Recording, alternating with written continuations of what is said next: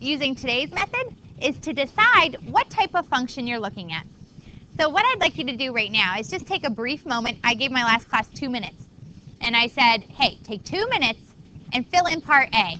Your mission is to look at the function and decide, is it a polynomial, is it a radical function, or is it a rational function? So I'll go ahead and let you do that. Remember, you have some study skills and some supports. We did yesterday the different types, so you could look back and kind of decide, is it a polynomial, does it look like a polynomial, does it look like a radical, or does it look like a rational function? So I'll give you 2 minutes to do that. Ready, set, go. So spinny wheel of doom says, spin the wheel. And we have Andy. Number 1, polynomial, radical, or rational?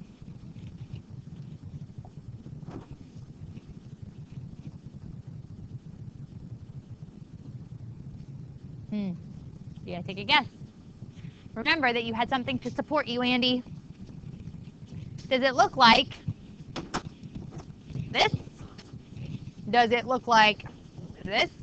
Or does it look like that?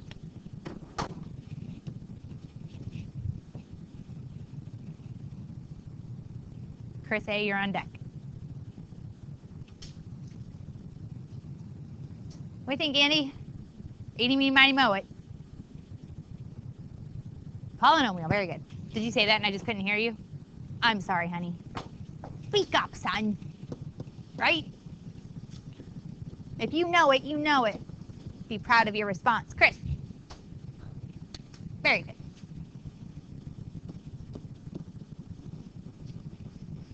All right. Hey, David, what do you think?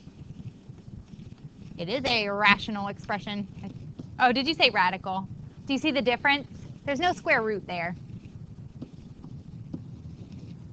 Hi. There's a orphaned book back there on that table. It's not, I don't know whose it is, but use that one. Uh-huh. Tessa, number 4. It is a polynomial, very good. Helene. It is a radical function. And we have Emma. It is a polynomial. I see a polynomial in it down here. Sorry, I cut the bottom there. Does it look like number 1 or number 4? Or does it look more like number 3? Yeah. Are you sure you see the difference? When there's a fraction, a big fraction, we call those rational numbers, you know. Numbers are things or functions that can be written as fractions are defined as rational. So this would be a rational function. At least that's what I kind of look for, a big old fraction. Okay. And why we talk about this, why we categorize the function, we kind of compartmentalize the functions. It helps us identify key characteristics. One of the key characteristics of any good graph is its domain. So what we're going to do is take some time now to sort of pinpoint the domains for each of our types of functions. Fun fact about polynomials, and we can go back to yesterday's lesson. Fun fact, you could pick any polynomial you want. The domain of a polynomial function is that right there. Negative infinity to positive infinity. In other words, you could plug any number you want into a polynomial and you'll just get some number y back out. True story. To play around with this idea, we use our calculators. So that's what we're going to do.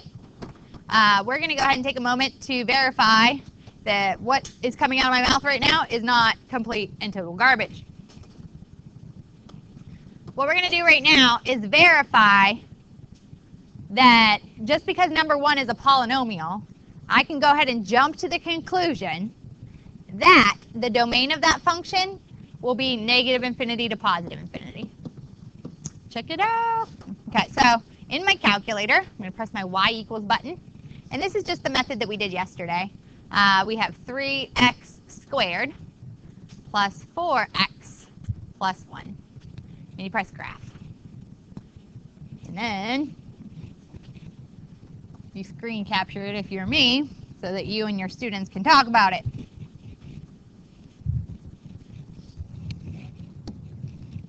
First question I have, does that graph stop there? Is it just confined to that little box? Or does it go, forgive the cliche, outside the box, John? Yeah, it keeps going and going and going, right? When you say it keeps going and going and going, like, does it go just up or down or? Yeah, it goes up and out in such a way, if you could use your imagination, your spatial reasoning just a little bit, it goes up and out in such a way that I could stand anywhere on this axis here. I could stand over here, and I would see a point. You know, eventually I could move you all the way over here, and way up there, it'd be way up there, you would see a point. Because I could put a little stick person anywhere on this x-axis, and he could look up anywhere and see a point, a corresponding y value that would come back out, we're allowed to say that the domain of this function goes from negative infinity all the way to positive infinity. So that's me verifying graphically for you why the domain of this function is what it is. So that's the first type of function down. The second type of function we explored yesterday was a radical function. So if you take a look at number 2, we have 2 times the square root of x plus 3. As promised, yesterday I said I was going to give you 2 methods for finding the domain of that function. The first way, just to review again, is to throw it in your calculator. So we have y equals 2 times the square root of x plus 3. And then we press graph.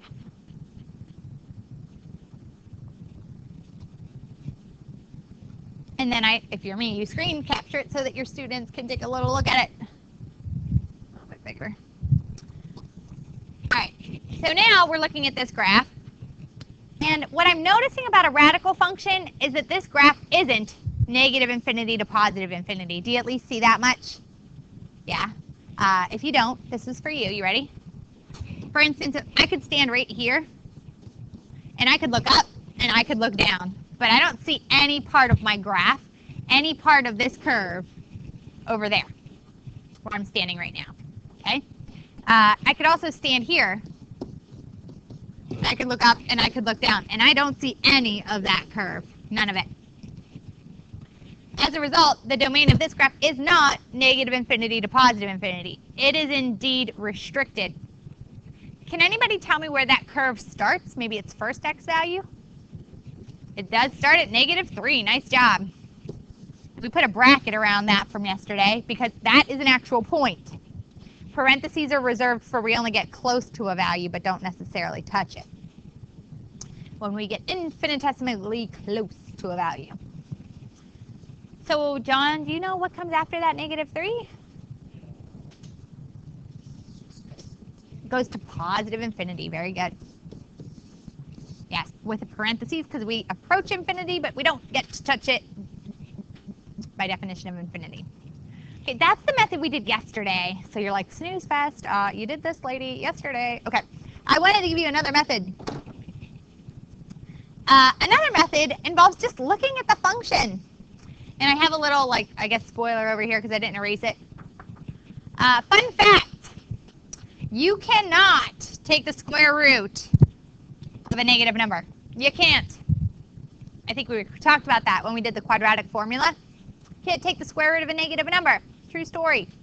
As a result, what we're saying here is that since you can't take the square root of the negative number, and we're focusing on x plus 3 right now, what we're saying is that number right there can't be negative. In other words, x plus 3 must be positive or 0. In symbols, we say it has to be greater than or equal to 0.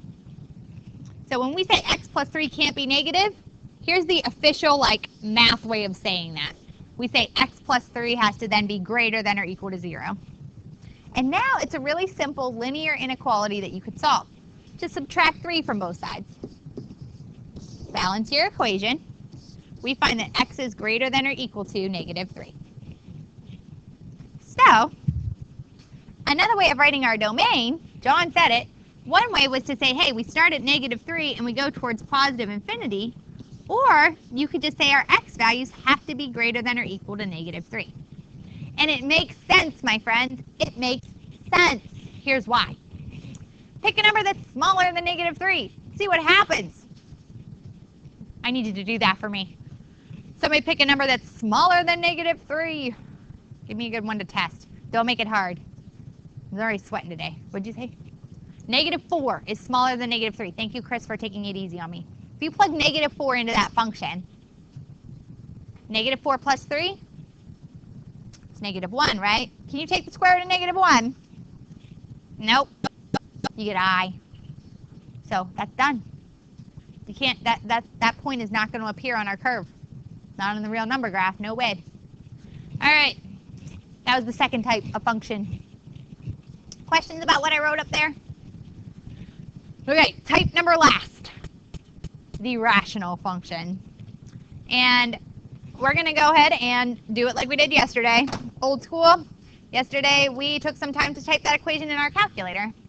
So in your y equals screen, you have y equals x divided by x plus 7. Press graph.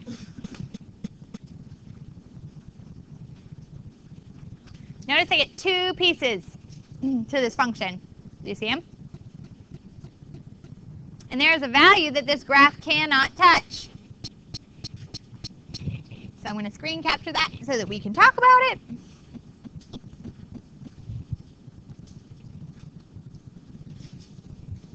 What I see is we have a piece over here that comes up from negative infinity, cruising along your number line there. We're coming up from negative infinity.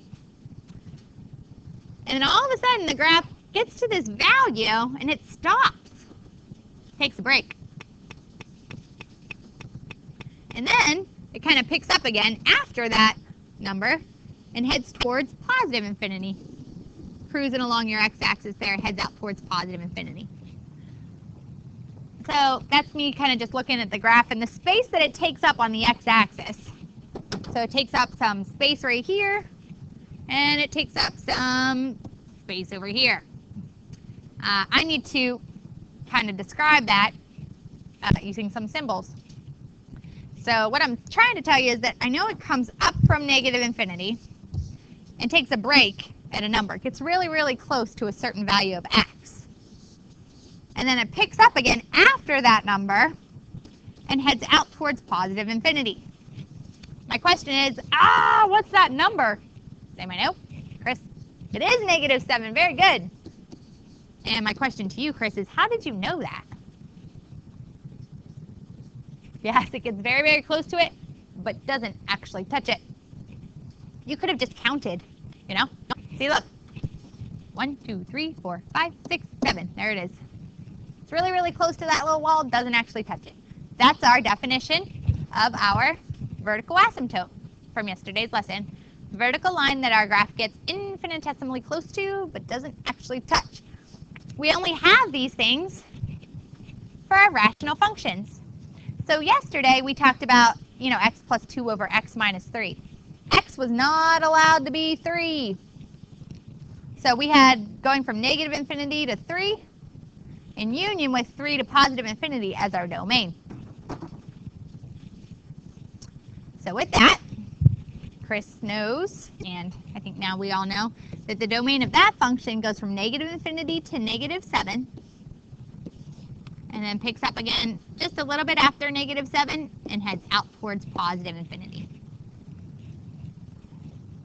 So once again, snooze fest, that's what we did yesterday. And it's what you did on your homework last night. Like for problem number 7 or problem number 14, you drew me a picture and you gave me the domain. But I did want to give you another way to think about it. And that way is this.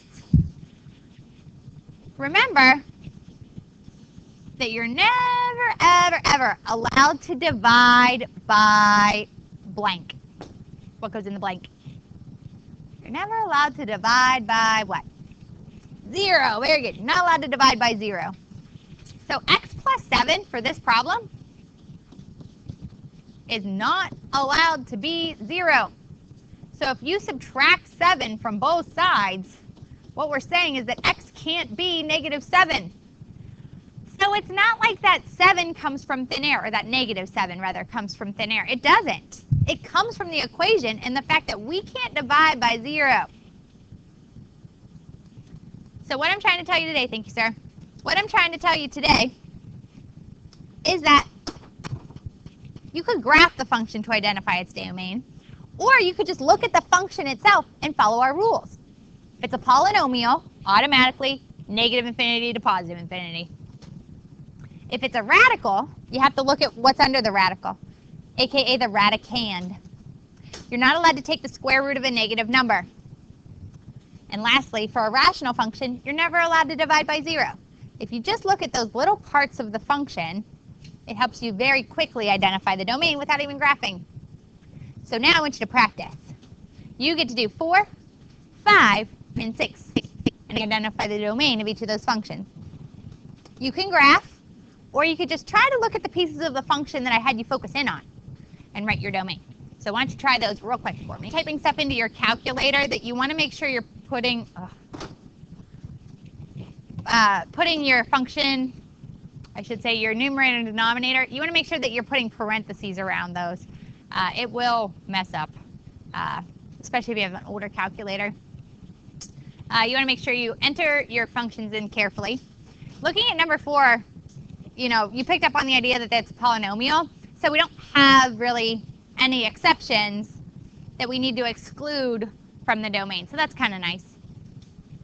As I looked at people doing number 5, I see some really good work. I see people doing it graphically, in which case they see that this particular graph actually has to start at positive 3, because if I make numbers smaller than 3, I'm going to end up taking the square root of a negative number.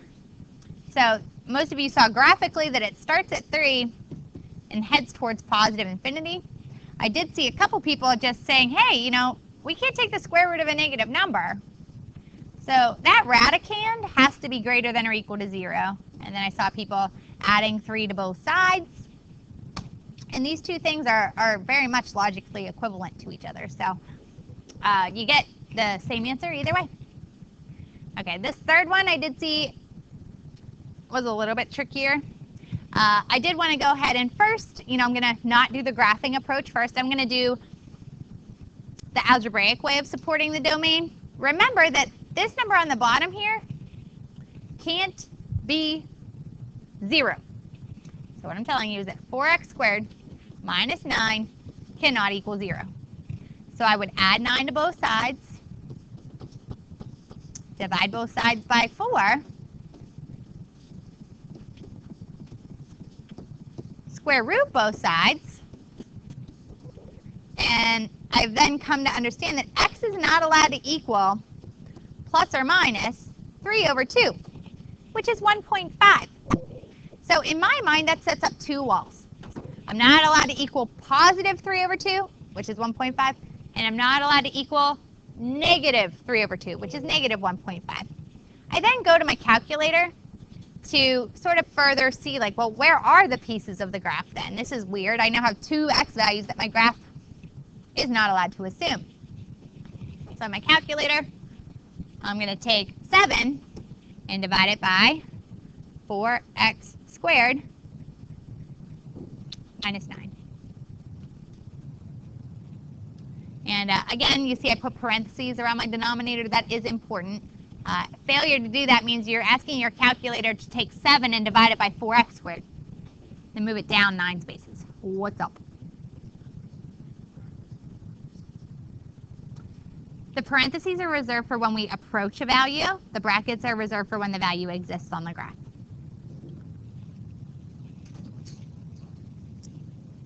Parentheses are reserved for when we approach a value. Brackets are used for when the value exists on the graph.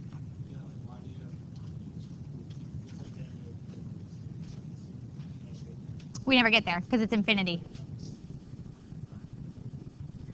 But the tricky part is sometimes we have parentheses around a number, like we're about to show you. We approach 1.5, Rick, but we don't actually get there. Yeah, you gotta watch out for that. Watch out for that, yeah. So, as I was saying, we've already decided that x can't be 1.5. And now our graph is very much verifying this for us.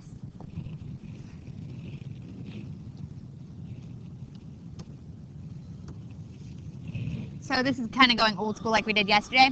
Do you see how like it comes up from negative infinity over here? Comes up from negative infinity and then gets really, really close to some x value. That's, oh yeah, like a little bit past -1. We don't touch that line. That's that definition of a vertical asymptote from yesterday.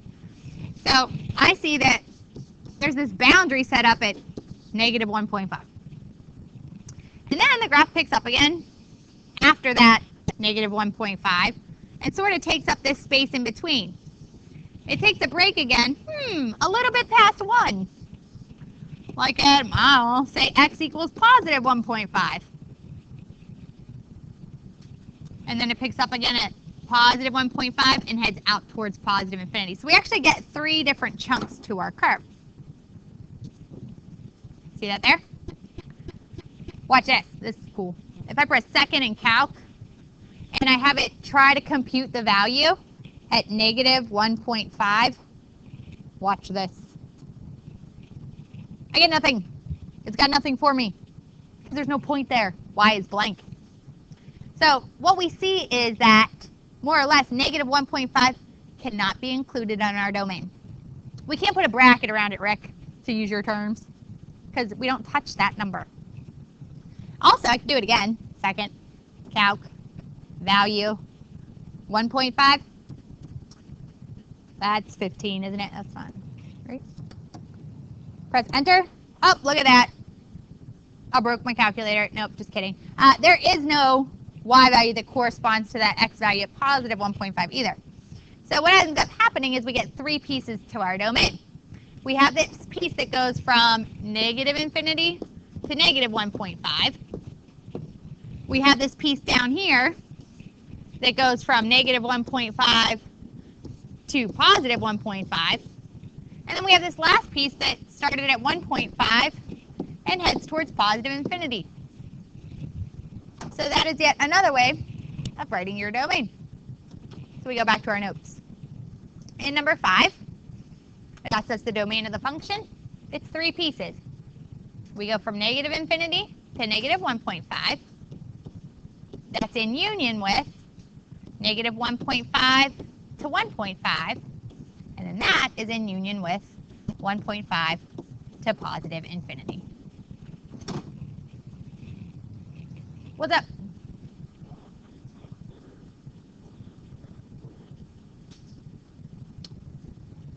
You watch the video? No, I'm saying that's what you do. You were taking your test. I taught that part today, yeah.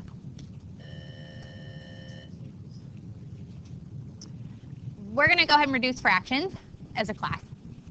You can come in during homeroom or stay after school. Or watch the video. It's on there. So right now, the last skill we have for today is just reducing some fractions. Like 4/8. Great, that's the answer. That is what it reduces to. I'd like to ask you a question. How do you reduce 4/8? What do you do? Divide the top and bottom by 2? Yeah, you take out that common factor. Very good. You take that out. So in this case, the common factor, 4 and 8, is 4. For instance, 4 is 4 times 1. 8 is 4 times 2. You can actually reduce out 4 over 4 because that's just 1. So that's a half. 10 divided by 2. Those numbers share a common factor. 10 is 2 times 5. 2 is 2 times 1. Reduce out the factor of 2, you get 5 over 1, and that's 5. 144 over 169. 144 is 12 times 12. 169 is 13 times 13. Can you reduce that?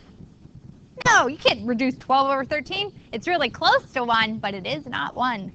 So that is actually already reduced. 2x over 3x. I see a factor of 1. Do you? It's right here. Cancel off your x's. You get 2/3. X over x squared. You know, you could write it out a little bit expanded. X squared is x times x. Reduce out your factor of 1, you get 1 over x. And then if we sort of follow this protocol of reducing out the factor of 1, I'd reduce a 4 out of the 8 to get 2, and I'd reduce an x out of the x cubed. That would leave 1 on the bottom. We don't really ever write that. So this guy reduces to 2x squared. That was just a quick review on what we've done so far in the class to reduce fractions. We now need to take this a little bit further. So to wrap up today, I just wanted to show you how to reduce a rational expression. In other words, when there's a polynomial on the top and a polynomial on the bottom. 2 steps. You see them up there? Step 1, you factor the numerator and denominator. That's why we had factoring yesterday to do. You might remember we spent a good amount of time yesterday doing that. And then number 2, we reduce out the common factors that would otherwise divide to make 1. So if we have x squared plus 4x plus 4, I have to factor that. That factors to be x plus 2 times x plus 2. X squared plus 3x plus 2, factors of 2 that make 3, just 2 and 1. 2 times 1 is 2, 2 plus 1 is 3. So this factors to be x plus 2 and x plus 1. Cool trick. I have x plus 2 over x plus 2. That's a factor of 1. So it crosses off. What you get is x plus 2 over x plus 1. Please remember that we are never allowed to cancel terms. Terms are things that are touching pluses and minuses. So we can't reduce out those x's. This fraction indeed does not reduce to be 2 over 1. So just be mindful of the idea that you cannot cancel terms. Part B. Again, it's a 2-step method. You factor the top, you factor the bottom, you reduce out your factor of 1. So x squared minus 8x plus 7. Things that multiply to give you 7 that add to negative 8 are negative 7 and negative 1. X squared minus 1 is a difference of 2 perfect squares. You could use your little square root method on that to figure out what goes in your parentheses. The square root of x squared is x. The square root of 1 is 1. If I want my outers and inners to go away, I need to put a plus sign and a minus sign. The x minus 1s, when they're in a ratio with each other like that, they produce that factor of 1. X minus 1 over x minus 1 is just 1. So I'm able to cancel those out, reduce them out. So indeed what I get for this problem, when I reduce it, is just x minus 7 over x plus 1. Again, be mindful of the fact that you can't cancel terms. Anything touching a plus or a minus, you can't reduce this fraction any further. It's not like you can cancel the x's to get negative 7 over 1. That's not how that works out. So your final answer is just x minus 7 over x plus 1. Whew. Hi, highlighter. Hey, Maisie, what are you making up for me? Nipple quiz? Okay, I'm going to get that for you. So you have d squared plus 7d plus 10 over d squared minus d minus 30. Let's give you a try. See if you can handle this one as, you know what, one of your last problems for today, right? You came up the row there and kind of eyeballed your work a little bit. So I see d plus 5, d plus 2 on the top there, and then I see d plus 5 and d minus 6. So you can reduce out those factors there. You get d plus 2 over d minus 6.